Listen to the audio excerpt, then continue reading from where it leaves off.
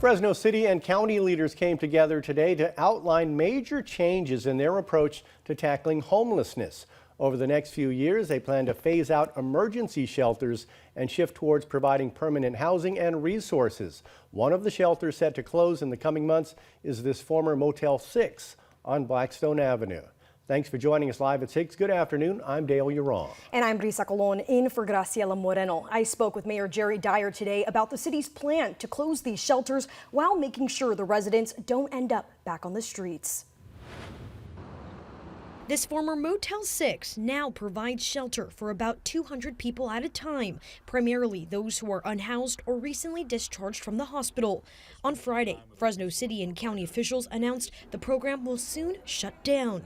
Residents say it's more than just a building. It's a trusted resource, a safe space, a home. A lot of these people haven't even touched a bed before. So for them to have a place to provide housing is a big deal.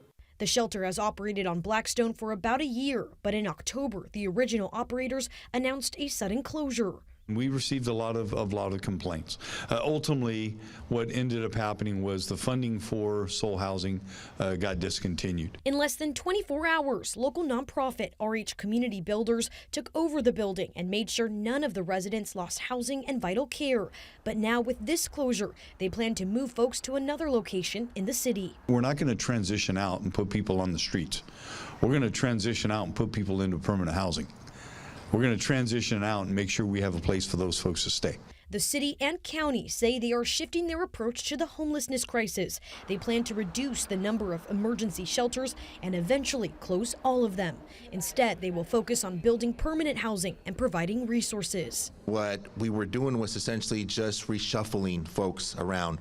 Well, I think with this new era of collaboration, that's going to end. With a growing need, Fresno says they're bolstering the construction of permanent housing. This year, the city is on target for about 800 units, and in 2026, they hope to have 1,600. For every one person we put into emergency shelter, one more person is becoming homeless.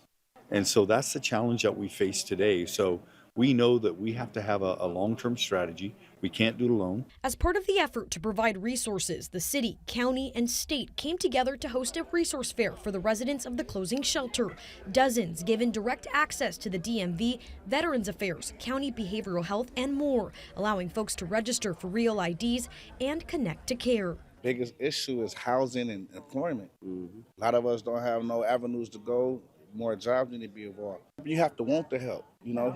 Some people don't know the avenue to take. Some people don't know where to go to get help. So it's always good to reach out.